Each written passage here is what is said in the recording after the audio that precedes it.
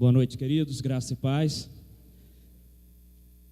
É sempre um privilégio muito grande, uma responsabilidade também imensa, compartilhar algo da parte de Deus, não é verdade? E quantos estiveram aqui terça-feira passada? Nós ouvimos uma palavra aqui abençoada, poderosíssima, e Deus foi alegrando meu coração, porque há 2 semanas atrás o pastor Alcemar tinha falado para mim que eu estaria pregando hoje, e Deus estava ministrando algo sobre luz, sobre conhecimento, e conforme ele foi pregando, eu falei: Deus, coisa tremenda, o que Deus tem feito nessa casa. E eu te convido a não faltar terça-feira, porque tem sido tremendo, e terça-feira que vem eu acho que vai ter o testemunho também, né? Porque todos não sabem, ficaram comprovados, nosso pastor também é famoso, não é verdade? E ficou comprovado, nós participamos aí da igreja de um ex-menudo, né? A perícia já olhou a foto e realmente é ele, foi periciado, né? Foi periciado. Então, quando o pastor saiu de Caxias, né, ele não virou um grande empresário, tudo começou com a fama, e daí ele parou com essa coisa de cantar, de menudo, de não se reprima. Agora você entendeu por que eu não se reprima, né, irmão? Ele não queria falar não, mas vai ter o testemunho aqui, está provado. O pastor ouviu, acho que vai dar um testemunho também, teve um negócio de uns ex aí, né? A gente teve mas deixa quieto. Irmãos, brincadeiras à parte, parece muito. Vamos consertar, senão daqui a pouco as pessoas vão falar: eu sou da igreja do ex-menudo, Rob. Sabe como é que é o povo, né, irmão? Vamos consertar esse negócio. Nós brincamos porque estamos em casa, estamos em família, são homens de Deus, como o pastor Alvir sempre costuma dizer, sempre dentro do respeito, sempre dentro da ética. É muito bom estar aqui, é muito bom fazer parte dessa igreja e ter homens abençoados de Deus. Descobrimos que tem Coca Zero, né, pastor Afonso? Obrigado, minha irmã. Coca Zero, Fanta Uva e Mineirinho no ministério da Reviver em Cristo, mas depois será revelado, né, Mazinho? Aleluia. Irmãos, então, brincadeiras à parte, abra sua Bíblia, Evangelho de João, capítulo 8, no versículo 12. Coisa tremenda o que Deus tem feito nessa casa, irmãos. Deixa-me te dizer algo enquanto você abre. Eu não tenho a pretensão de dizer que o que eu prego é a verdade, não, eu não tenho essa pretensão, porque muito do que eu já preguei alguns anos atrás, eu entendo que eu estava enganado, e Deus tem mudado a nossa mente, principalmente quebrando muita religiosidade da nossa vida. Porém, irmãos, eu quero te dizer que o que eu prego é aquilo que eu acredito, o que eu prego é o que eu creio que é a verdade de Deus para a minha vida. Eu não prego para agradar o pastor da igreja, eu não prego para agradar a igreja e nem prego para vender CDs, eu prego o que eu acredito ser a verdade de Deus, o que eu acredito ser aquilo pelo qual eu tenho que caminhar. Então, se você acreditar diferente de alguma coisa, por favor, continue nos amando e nos respeitando, mas nós estamos buscando viver uma vida que nós possamos estar pautados no Evangelho de Cristo e não na religiosidade, porque a religião, irmãos, ela causou muitos danos na humanidade. Jesus não veio trazer uma religião, Jesus veio implantar um reino, amém? Veja o versículo que Deus me deu há 2 semanas atrás, e quem estava aqui terça-feira entende o que eu estou falando. Falando novamente, falou-lhe, pois, Jesus outra vez, dizendo, vou ler na minha versão: eu sou a luz do mundo, quem me segue não andará em trevas, mas terá, diga, a luz da vida, amém, irmãos? Quem segue Jesus tem o quê? Luz da vida, diga, luz da vida, amém, irmãos? Você pode voltar ao versículo 11, Jesus está falando isso para uma mulher. Jesus disse para uma mulher que foi pega no ato de adultério pelos religiosos daquela época, e aquela mulher foi levada até Jesus, e a lei dizia que ela tinha que ser apedrejada. Talvez você que é um novo convertido não entenda, não saiba dessa passagem, mas esse foi o cenário que estava ali diante de Jesus. E depois que Jesus falou, quem não tiver pecado, taque a primeira pedra, aqueles homens foram saindo um após o outro, e sobrou apenas aquela mulher. E aí Jesus diz isso para ela, perguntou para ela, mulher, cadê os teus acusadores? Ninguém te condenou? E ela respondeu, ninguém, Senhor. E ele declarou, eu também não te condeno, vai e não peques mais. E é interessante, irmãos, que quando eu começo a ver a ordem de Jesus, ele não está dizendo para aquela mulher, agora vai e procura uma igreja, agora vai e faz parte de um ministério da igreja, vai, procura um ministério de dança, procura um ministério de louvor, você precisa trabalhar em alguma igreja, de preferência evangélica. Jesus não diz isso. Jesus começa a falar de mudança de atitude, irmãos, e não de religião. Jesus começa a falar para essa mulher algo muito mais profundo do que nós, igrejas, estamos pregando nos dias de hoje. Porque quando nós pensamos em salvar alguém, nós pensamos em trazer essa pessoa para onde? Para a igreja. Mas deixe-me te dizer algo, não adianta mudar de religião e não mudar de atitude. Mudar de religião e continuar com as mesmas atitudes é trocar 6 por meia dúzia, irmãos. Nós estamos falando aqui de atitude. Nós não estamos falando de catolicismo, espiritismo, budismo, cristianismo. Não, estamos falando de vidas transformadas pelo poder do amor de Cristo. É disso que nós estamos falando nessa noite. Porque quem é tocado por Jesus tem a luz da vida, porque Ele é a luz do mundo. Amém, irmãos? Está escrito aqui que nós estamos em reforma. E quando eu penso em reforma, eu penso em Lutero.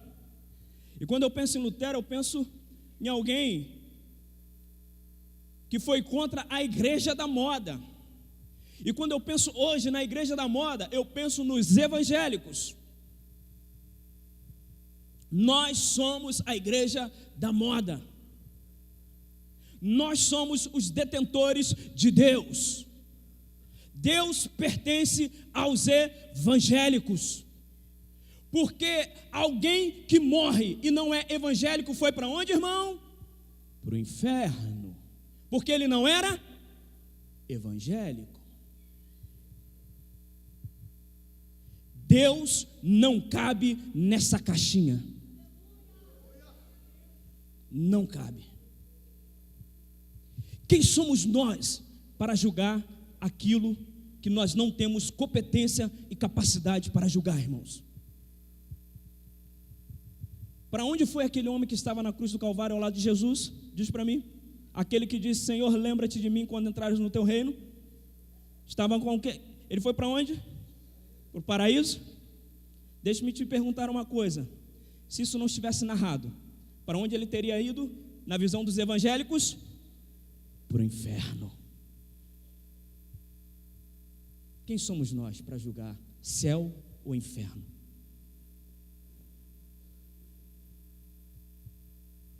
Em nome de Jesus, irmãos. Participei de um enterro e tive o desprazer, desculpe minha esposa ter que lembrá-la disso, de ouvir uma mãe sepultar o seu filho e dizer, meu filho foi para o inferno. O que a religião está fazendo com a gente, irmãos? O que a religião está fazendo com a gente? Os últimos minutos daquela pessoa, você estava lá, tu conhece o coração dela, você sabe o que ela falou com Deus, você conhece o coração dela e o coração de Deus. Quem é você para julgar céu e inferno? Nós não temos essa capacidade, irmãos. O que Deus nos deu autoridade e disposição e nos permitiu julgar é, enquanto vida, as obras. Enquanto vida, conhecereis a árvore pelo fruto. Então, enquanto nós estamos vivos, irmão, nós podemos dizer, pastor Anselmo é um homem de Deus, porque eu conheço as obras desse homem. Porque eu ando com ele. Não é porque ele fala grego, não é porque ele fala hebraico, é porque é abençoado. Ele é assim, meio fechadão assim, mas ele é maneiro. Gente boa, gosta de zoar, gosta de brincar. Mas ele é quietão assim. Não é verdade, meu pastor Alvir? Pastor Alvir que conhece, né, meu pastor? Então, irmãos, mas julgar céu e inferno, irmãos, o que faz ser uma pessoa de Deus? Frequentar uma igreja evangélica, levantar a mão, repetir uma oração? Não, irmãos. O que faz ser alguém de Deus é quando essa pessoa é alcançada pelo amor de Deus, e o amor de Deus entra na vida dela e começa a mudar as estruturas, o caráter. Aquele que era egoísta não é mais, aquele que era ambicioso não é mais, começa a entrar o amor de Cristo, e ele passa agora a não mais se preocupar consigo mesmo, mas se preocupar com o próximo, porque agora ele tem a luz de Deus, e ele quer iluminar outras vidas. Isso é ser de Jesus. Agora, é importante frequentarmos o templo? Para aprendermos essas coisas. O templo é para que a gente possa crescer, irmãos. Lembro-me uma vez quando o pastor Neil falou sobre o time de futebol, para aproveitar para reforçar aqui o 4-0 do Corinthians, né? Então, futebol é sempre importante, que a gente fica fácil de entender a pregação, principalmente os homens. A igreja... ele comparou a igreja com os 15 minutos, com os 15 minutos de intervalo. Os 45 minutos é lá fora, irmão. É lá que a gente está enfrentando o adversário, é no dia a dia, é na faculdade, é no trabalho, é lá que a gente precisa ser luz.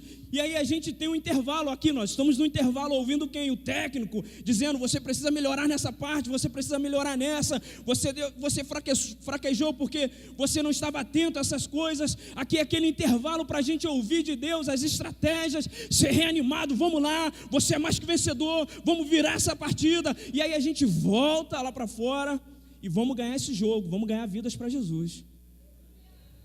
Não vamos fazer como o Flamengo. Vamos ganhar vidas para Jesus. Porque nós somos mais do que vencedores. Aleluia! Glória a Deus. É a minha vez, né, irmão? Porque eles são em maioria. Aproveitar que eu estou com o microfone. Meu irmão. Se deixar, eles humilham a gente. Quarta-feira estavam todos felizes, até que ganharam o campeonato. Jesus, tem misericórdia desse povo sofredor. Então, irmãos, estamos falando de luz, estamos falando de mudança de atitude. Hoje diferente das outras pregações, eu vou querer ler bastante a palavra com vocês. Então vamos lá. Abra agora a vossas Bíblias no livro de Filipenses 2, no versículo 14 e 15. Se você quiser só anotar, porque geralmente o nosso querido vai colocar ali, você anota. Eu vou ler aqui na minha versão. O que a luz faz, irmãos, quando ela entra na nossa vida? O que um encontro genuíno com Jesus faz na vida de alguém que recebeu Jesus no seu coração? Primeira coisa que eu quero falar: elimina o quê? Contenda e murmuração, irmãos. Elimina. Vamos ver? Filipenses 2, 14 e 15. Fazei todas as coisas sem o quê? Murmuração e nem contendas, para que sejais o quê? Irrepreensíveis e sinceros, filhos de Deus, inculpáveis, no meio de uma geração corrompida e perversa, entre a qual resplandeceis como astros no mundo. Irmãos, não tem como ser luz nesse mundo se a gente ainda está apegado a picuinhas, contendas e murmurações. Quem está em Cristo está brilhando, irmãos. Mas a religião, a religiosidade nos faz perder tempo, porque eu não estou escalado, porque não me consagraram a diácono, porque não sei o quê. E deixa eu falar uma coisa, irmãos, que coisa terrível, e em nome de Jesus, aqui não tem isso, mas eu estou falando porque está sendo filmado, para você que não é da Reviver em Cristo, porque na Reviver em Cristo não tem isso, irmãos.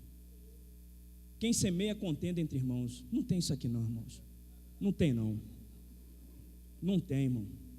Sabe por quê? Porque uma das coisas mais faladas nesse púlpito é Provérbios 6,16. Quantas vezes nós já falamos isso, irmão? Quantas vezes a gente vai precisar continuar falando, hein? Como é que alguém que recebeu Jesus consegue semear contenda, irmão? Como é que alguém que está cheio de Jesus consegue falar mal um do outro, falar mal do seu irmão, machucar seu irmão, levianamente? Diz para mim, uma pessoa dessa está cheia de Jesus ou está cheia de treva, irmãos? Nós estamos falando do que, irmãos? 6 coisas o Senhor aborrece, e a 7ª ele o quê? Abomina. E qual é a 7ª? Aquele que semeia contenda entre irmãos. Fazei todas as coisas sem murmuração e sem contenda, para que possa resplandecer como luz no meio do mundo. Mas o que a gente está preocupado, irmãos? Aonde foi que a gente pegou o desvio, irmãos? Em nome de Jesus. Quem murmura, irmãos, morre no deserto. Os murmuradores não avançam, porque os murmuradores não conseguem enxergar o que Deus está fazendo. Lembra do deserto? Deus estava cuidando do povo. Josué e Caleb conseguiam enxergar isso. Os murmuradores não. Quando você começa a murmurar, você começa a esquecer que Deus está guardando você, está cuidando de você, está provendo todas as coisas para a sua vida. Você não consegue olhar a saúde dos seus filhos, você não consegue olhar a sua vida, você não consegue olhar o seu trabalho, você não consegue olhar tanta coisa que Deus tem feito por você, a tua casa, a tua família, os teus irmãos, mas você está murmurando. Agora esse Paraíba que está lá pregando, ele pensa que é o quê? Agora é o pastor Carequinha, agora é o gordão. Quem vai ser o próximo? Quem é domingo? Você sabe quem vai pregar? Porque está demais, meu irmão. Aquele outro cisma de querer ficar falando grego, hebraico e traduzindo. Por que não fala logo em português? Pelo amor de Deus, se é para traduzir, fala em português, eu sou brasileiro. É murmurador, irmão. Pelo amor de Jesus. Se tem dança, para que esse pessoal dançando? Para quê? Aí se não tem dança, não dá oportunidade para as meninas dançar. É um negócio difícil, né, irmãos? Se só o pastor prega, só o pastor prega. Só o pastor que prega, ele é o dono da igreja. Se cada domingo tem um pregando, caramba, cada domingo é um. Quem é agora? Dunidunité. É um negócio impressionante, irmãos. É um murmurador. E a vida está passando, ele não está enxergando as boas dádivas do Senhor para ele, irmão. E convive com pessoas assim, meu irmão. Deus me livre. Deus me livre. Nada está bom, irmãos. Coisa terrível é andar com murmurador. Murmurador deseja coisa ruim. Deus estava mandando comida do céu, eles queriam voltar para o Egito para comer jiló. Murmurador é troço, meu irmão, foge dele. Fala assim, tu não é murmurador não, né, irmão? Fala para quem está do teu lado aí, sai de perto de mim, vaso. Lugar de murmurar é no inferno. Vai murmurar lá, o fogo queimando, tu capeta miserável, rapaz. É lá que é lugar de murmuração, rapaz. Que é a bênção de Deus, não é verdade, irmãos? Agora vamos lá para 1 de João, versículo 2, versículo 9 e 11. Olha outra coisa que acontece quando alguém encontra Jesus, quando a luz de Deus entra na vida dessa pessoa. A luz de Deus elimina de nós, irmãos, o ódio. Olha que coisa tremenda. 1 de João, capítulo 2, versículo 9 a 11 diz assim: aquele que diz que está na luz e odeia a seu irmão, até agora está em trevas. Aquele que ama seu irmão é que está na luz, e nele não há escândalo. Mas aquele que odeia a seu irmão está em trevas, e anda em trevas, e não sabe para onde deve ir, porque as trevas lhe cegaram os olhos.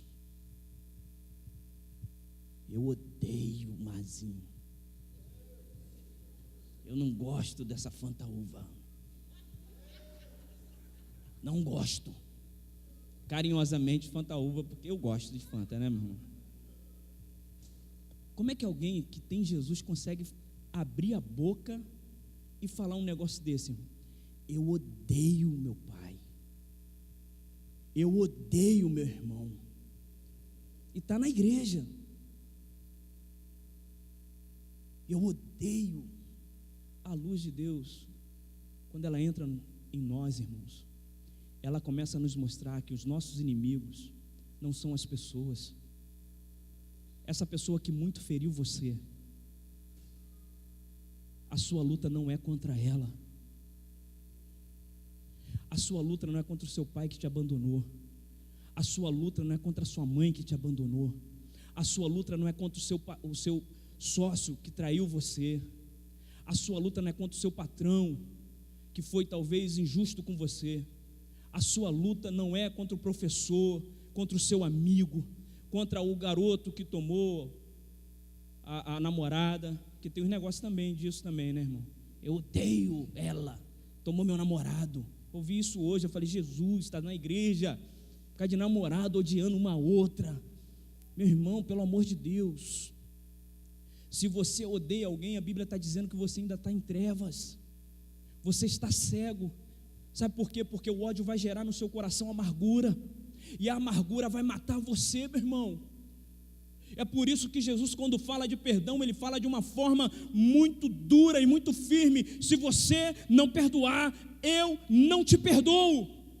E será que Deus está sendo ruim para conosco? Não, irmão, é porque Deus, como Pai, sabe que essa amargura vai matar você, e Ele quer entrar no seu coração e te ajudar a perdoar, a esquecer tudo isso e viver uma vida livre, sem rancor, sem esse ódio, que você possa ser luz, irmãos.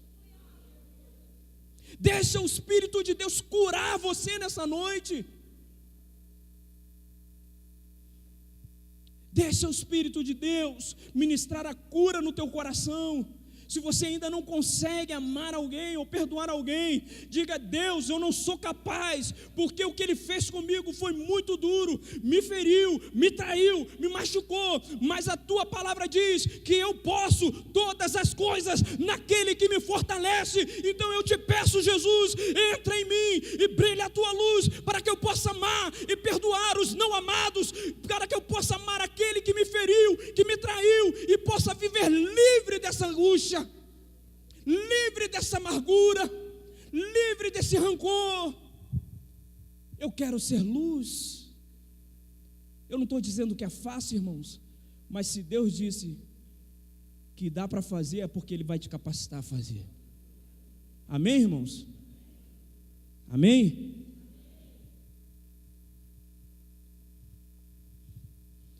Eu passei alguns meses da minha vida dizendo para Deus: eu perdoo, e falava o nome da pessoa. A minha primeira vez que eu falei o nome dessa pessoa, eu demorei uns 5 minutos para conseguir falar o nome dela,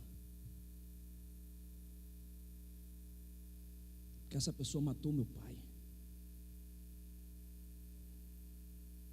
E quando eu falava eu perdoo, não saiu o nome. Depois comecei a falar: eu perdoo fulano, eu perdoo, eu perdoo, eu perdoo, eu perdoo. Irmãos, como foi bom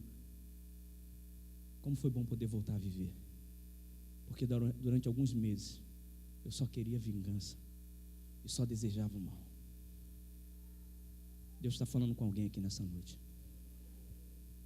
Você consegue, meu irmão, não na sua força, mas na força do Espírito Santo de Deus. Você consegue. Terceira coisa que eu quero falar: o pecado elimina a contenda e a murmuração, elimina o ódio e elimina o pecado. Não é verdade? A luz elimina a prática do pecado. João 3, versículo 19 ao 21, diz assim: e a condenação é esta, que a luz veio ao mundo, e os homens amaram mais as trevas do que a luz, porque as suas obras eram más. Porque todo aquele que faz o mal odeia a luz, e não vem para a luz, para que as suas obras não sejam reprovadas. Mas quem pratica a verdade vem para a luz, a fim de que as suas obras sejam manifestas, porque são feitas em Deus. Eu queria falar de pecado de uma forma um pouco diferente nessa noite. Eu queria falar de pecado comparando o reino das luzes com o reino das trevas. Porque o que se opõe ao reino da luz é o reino das trevas.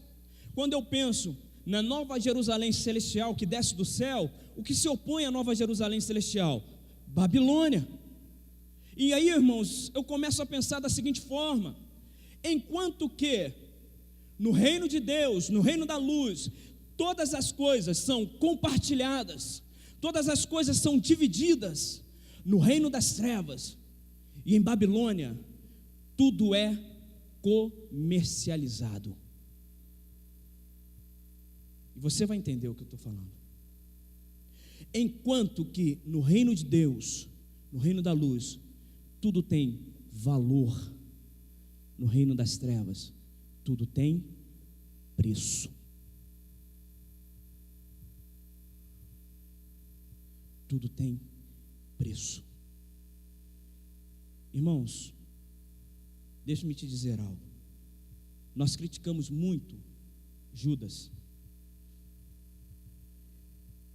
Mateus 26 diz assim, versículo 14: então um dos 12, chamado Judas Iscariotes, dirigiu-se aos chefes dos sacerdotes. Ele perguntou: o que me darão se eu entregar a vocês Jesus? E eles lhe fixaram o preço: 30 moedas de prata.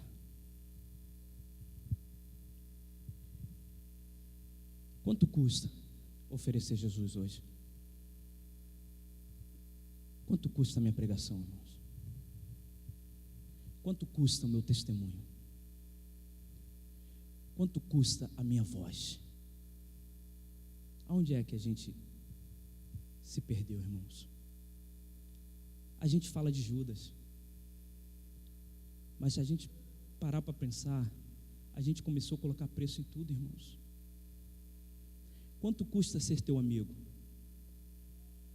Se você é a luz de Deus, e se Jesus está no teu coração, e se a única forma de transmitir Jesus para alguém é através da sua proximidade, quanto é que custa para ser seu amigo? Ser importante? Ser empresário? Tem uma coisa que me noja. Eu não quero ser melhor do que ninguém não, irmãos, mas eu estou falando isso para vocês de verdade. Sabe quem é meu amigo? Sabe quem frequenta a minha igreja? Promotor, juiz, jogador de futebol. E daí? E daí? E daí? Esse é o preço para você se orgulhar da sua amizade? Esse é o preço, irmão? Tem um brodão, meu irmão. Aí você dá o currículo dele. Então ele só é importante por causa do currículo, meu irmão. Qual é o preço, irmãos? Qual é o preço para a gente oferecer Jesus? Todas as vezes que colocamos preço, ele deixa de ser Cristo, porque ele mesmo falou a seu respeito: ninguém tira a minha vida, eu a dou espontaneamente. Irmão, seria totalmente diferente se Judas chegasse para aqueles homens e falasse assim: vocês querem Jesus? Queremos. Eu sei onde ele mora, eu tenho intimidade com ele, tomo café com ele, ando com ele, sou discípulo dele, e tudo que ele quer é conhecer vocês, porque ele veio para isso. Eu levo vocês. Quanto é? É de graça, rapaz. Ele não cobra para isso. O pecado de Judas foi quando ele disse: quanto vocês me dão para que eu ofereça a vocês Cristo? Irmãos, o que eu vou falar aqui agora é pessoal, me perdoe todos os pregadores. Por que que alguém, quando vem pregar na nossa igreja ou em qualquer outra igreja, por que, irmãos, que ele traz Jesus para a gente e leva dinheiro? Por quê? Fala para mim. Ele precisa do dinheiro? Fala para mim. Muitos bem empregados, muitos recebendo muito bem da igreja, porque são tempo integrais da igreja. Por que, irmãos, que a gente tem que abençoá-los com dinheiro? Fala para mim. Estou falando eu, Rui. Quando Deus falou isso no meu coração, eu disse: tá bom, Deus, eu, Rui, não quero mais oferta em dinheiro. A não ser que eu esteja duro, porque isso é normal. Aí eu vou ligar e vou falar, pô, meu irmão, dá para você botar pelo menos a gasolina e o pedágio que está ruim, senão eu não chego aí. Isso vai acontecer muitas vezes. Por que, irmãos, que a gente coloca preço? Eu sou de uma época que a gente tocava nas igrejas, com o maior prazer. Você vai chamar um músico para tocar, quanto vai rolar? Quanto é a oferta? Por que aconteceu com a gente, irmãos? O que aconteceu? Às vezes a gente vai pregar numa igreja onde o pregador é a pessoa mais bem sucedida daquela igreja, e ele leva daquela igreja uma oferta. Onde é que a gente se perdeu, irmãos? Tenta trazer alguém importante para pregar. Tem um preço, irmãos, e tem as desculpas. O camarada era cantor e tinha prazer de adorar, louvar, cantar. Onde é que é o negócio? Vamos embora, vamos lá para Magé, vamos para Paracambi, vamos para Nova Iguaçu, vamos para Caxias, vamos louvar o Senhor. Gravou, ficou famoso. Agora é que ele não precisa, chama ele para tu ver. E não paga não para você ver, porque passou a ter preço, irmãos. Eu sei que existe o profissionalismo, eu sei que existem as pessoas que precisam do dinheiro, são tempo integrais ou são itinerantes, mas deixa-me te dizer uma coisa: 99% das pessoas não tem mais prazer de pregar o nome de Jesus. Ou você paga para ouvir, ou você não ouve. Esse é o evangelho de hoje. Porque o camarada não tem dinheiro para ir lá onde o William mora, que é longe pra caramba, não sei o nome daquele lugar. Mas lá para aquele lugar lá, se tu continuar caminhando, tem um tal de Lajedo, que é um sítio parecido com o Garden aqui. Para ele ir lá pregar, perto do Lajedo, você tem que dar uma oferta. Agora chama ele para um aniversário de casamento de 15 anos. Ele vai comprar prazer. Então para pregar não tem mais prazer? Tem que pagar? Vocês estão entendendo o que eu estou falando, irmãos? Desculpe quem não concorda, mas a gente precisa voltar ao evangelho. A gente precisa voltar ao evangelho, onde pessoas pagavam para pregar o evangelho, onde pessoas tiravam do seu bolso, onde pessoas faziam redes para não ser pesado para a igreja. Eu estou falando de Paulo. Onde pessoas, mesmo presas, tinham prazer de escrever: alegrai-vos no Senhor e regozijai-vos nele. O que aconteceu com a gente, irmãos? Viramos Babilônia e tudo virou comércio.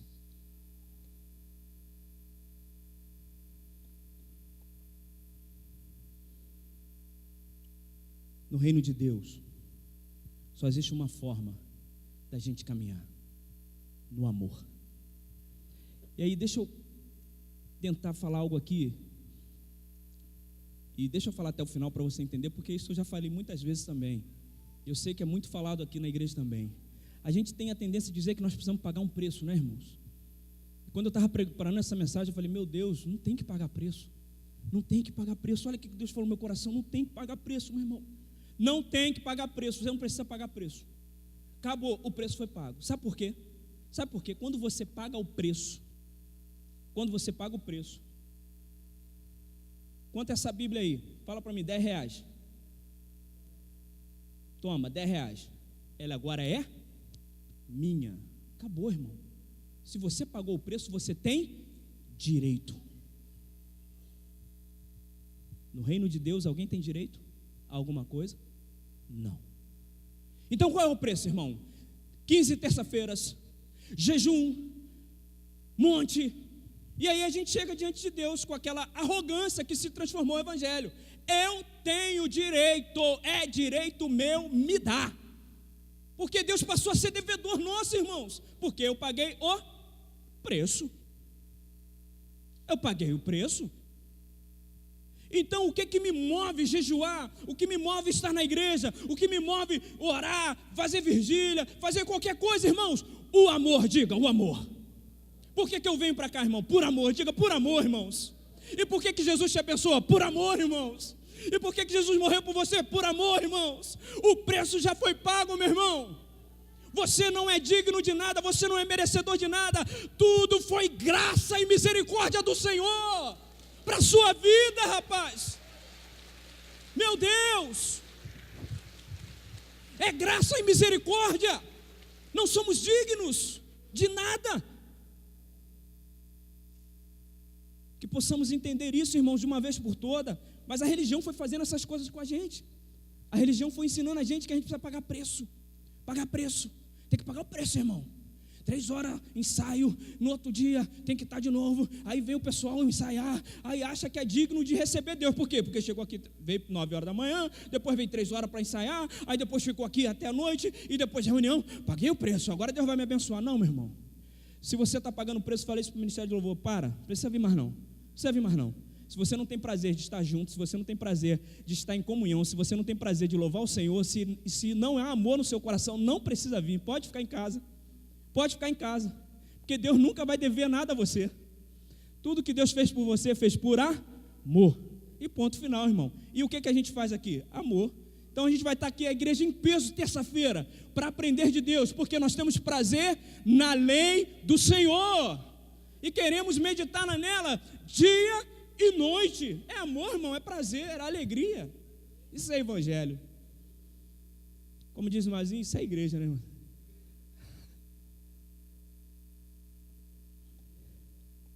Aleluia. Deixa eu terminar, irmãos.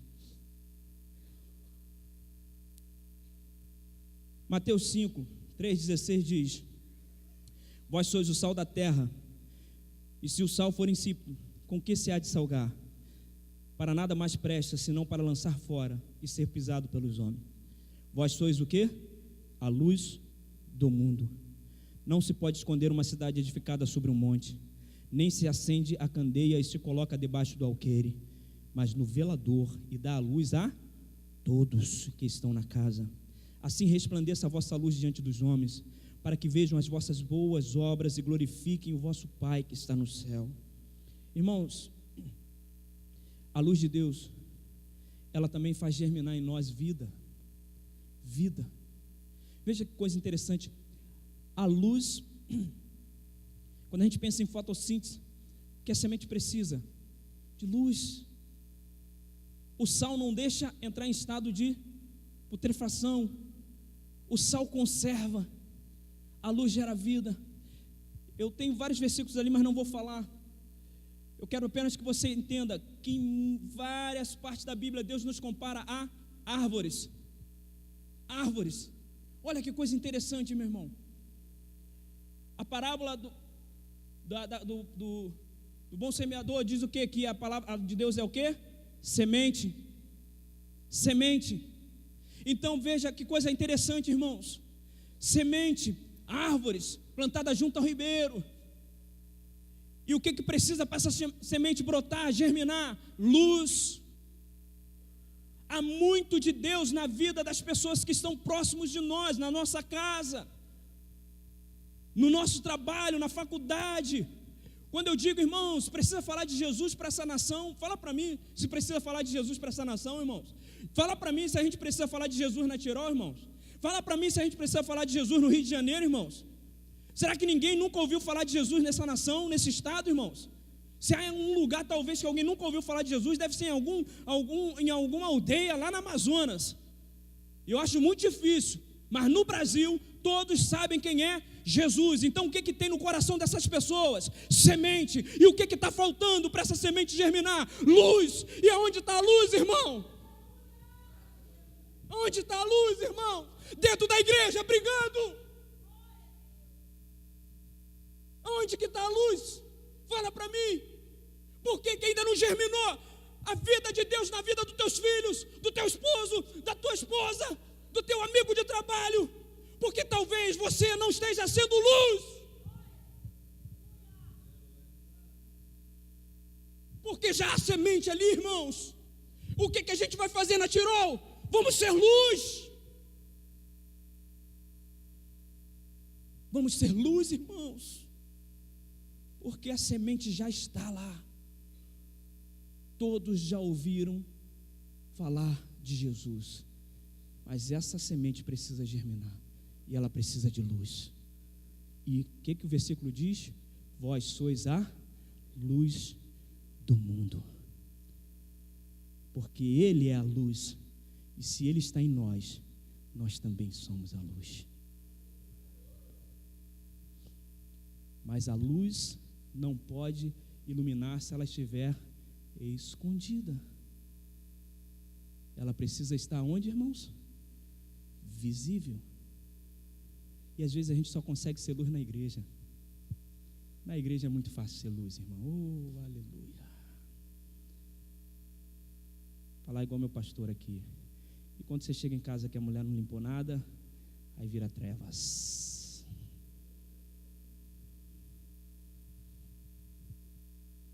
Você está entendendo, irmãos?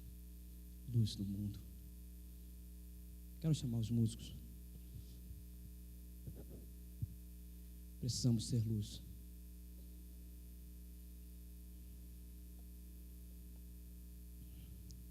Sabe por quê, irmãos? Às vezes não somos luz. Porque ainda há contenda entre nós. Lembra do primeiro exemplo? Murmuração e contenda. 1 de Coríntios, capítulo 1, versículo 11 e 12 diz assim, Paulo dizendo àqueles homens, dizem, porque a respeito de vós, irmãos meus, me foi comunicado pela família de Cloé, que há o que, irmãos?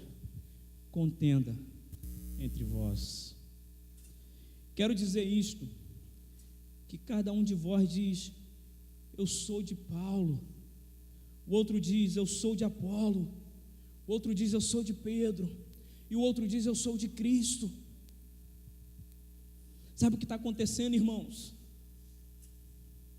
As pessoas estão usando o evangelho para se defender, irmãos. Sabe o que Paulo está dizendo para esses homens dessa igreja? Vocês não são de ninguém, irmãos. Quem diz que é de Paulo não é de Paulo. Quem diz que é de Paulo usa os argumentos de Paulo para se defender. Quem diz que é de Pedro faz a mesma coisa. Quem diz que é de Apolo faz a mesma coisa. Pior, irmãos, pior. Você pode colocar aí 1 de Coríntios, olha que coisa interessante, versículo 11. Olha que coisa interessante, irmãos. Porque dentro de a gente precisa ter uma pedagogia para ler a Bíblia, irmãos, e revelação do Espírito Santo. Porque quem olha aqui, ó, o 12, por favor. Versículo 12. Eu sou de Paulo, ou sou de Apolo, ou sou de Pedro, eu ainda sou de Cristo. Quando a gente lê isso aí, irmãos, a gente pensa assim, tem uma galera ali que está certa. Tem uma galera ali que está certa. Quem? Quem é de Cristo. Não é isso que Paulo está dizendo, não. Pior do que quem usa os argumentos de Paulo para se defender é que ainda existem pessoas usando Cristo, usando Cristo para dizer que é salvo e o outro não, para dizer que é de Deus e o outro não. Sabe por quê? Você não pode participar do meu ciclo? Porque eu sou de Cristo, rapaz. Deixa-me te dizer uma coisa: Jesus nunca foi exclusivo, Ele é inclusivo. Jesus não é exclusivo de ninguém, irmãos. Porque quem de verdade é de Cristo diria, sabe o quê? De quem você é? Eu sou de Paulo, rapaz, eu sou de Apolo, eu sou de Pedro, eu sou de Cristo, eu sou de todo mundo. Se existe uma pessoa de quem eu não sou, é de mim mesmo. Se existe uma pessoa pela qual eu não sou, é de mim mesmo. Porque quem é de Cristo não está preocupado em se justificar. Quem é de Cristo não está se preocupado em ter razão. Quem é de Cristo está preocupado até mesmo, se for preciso, se perder para ganhar vidas. E eu vou provar isso para você na Bíblia, irmão. Mateus 16, 25 diz: porque aquele que quiser salvar a sua vida, perdê-la-á. Mas aquele que perder a sua vida por amor de mim, achará. E como é que eu amo a Jesus, irmãos? Amando vidas. Eu não estou preocupado com o título de pastor. Eu não estou preocupado se não vou ser líder. Eu não estou preocupado se vão falar mal da minha igreja. Eu não estou preocupado se vão falar porta larga, todo mundo toca naquela igreja, qualquer um entra nessa igreja. Eu não estou preocupado. Eu perco o título, eu perco o posto, eu perco tudo, se for preciso, para salvar alguém. Para salvar alguém.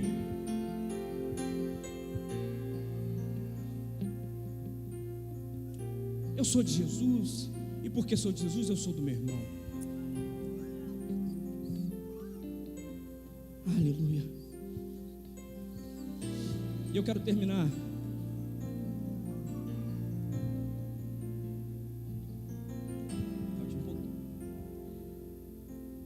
fazendo algo que Deus colocou no meu coração ontem. Nós estamos caminhando numa linha muito boa, irmãos, muito tremenda. Eu estou muito feliz de fazer parte dessa casa e dessa igreja. Eu tenho uma aliança com essa casa, porque aqui a gente tem liberdade de falar. E ontem eu estava vindo do serviço, pensando na palavra, e Deus ministrou algo muito gostoso no meu coração. Me fez lembrar de um momento que eu passei aqui numa terça-feira,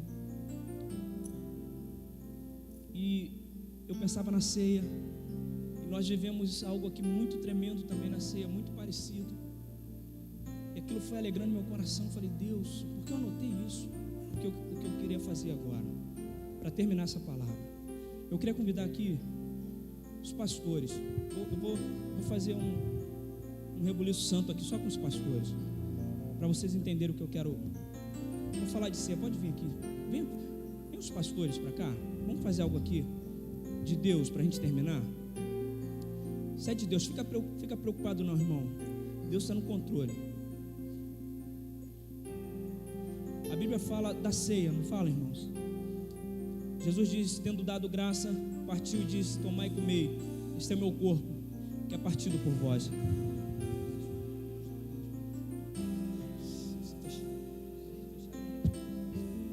Pastoras também, maravilha, glória a Deus. Vem, meu pastor, ouvir. Se fecha.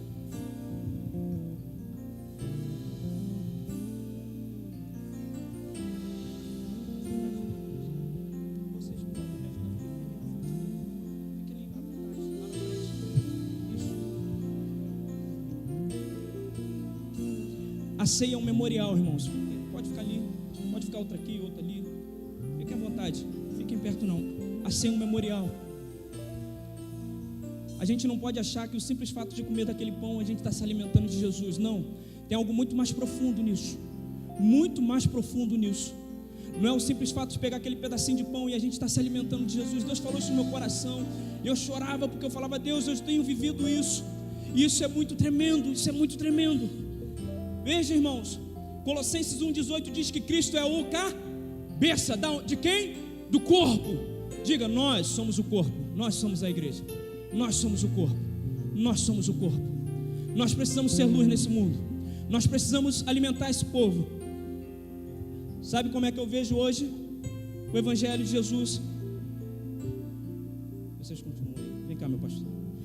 Jesus, este é meu corpo, que é repartido por vós. Se alimenta dele, meu. Esse é meu corpo. Nós somos o corpo. Nós somos o corpo. Nós somos o corpo. Vem cá. Jesus está dizendo, esse é meu corpo que é dado por vós. Esse é meu corpo que é dado por vós. Esse é meu corpo que é dado por vós. Esse é meu corpo que é dado por vós. E Ele está repartindo o seu corpo. Esse é o meu corpo que é dado por vós. A igreja de Jesus. Você é corpo de Cristo, meu irmão. Deus está pegando você, está repartindo você, e está alimentando essa nação, e dizendo para essa geração, esse é meu corpo que é dado por vós. Esse é meu corpo que é dado por vós. Esse é o meu corpo. Comei deles todos. Agora sim, Ele está se alimentando de Jesus, porque tem Jesus na vida desse homem, irmãos. Agora sim, este é meu corpo que é dado por vós. Esse é meu corpo que é dado por vós. Você está entendendo, irmãos, o Evangelho? Você está entendendo o Evangelho, irmãos? contenda, não há inveja. Há o desejo de alimentar, de curar, há o desejo de servir, há o desejo de ser bênção, irmãos.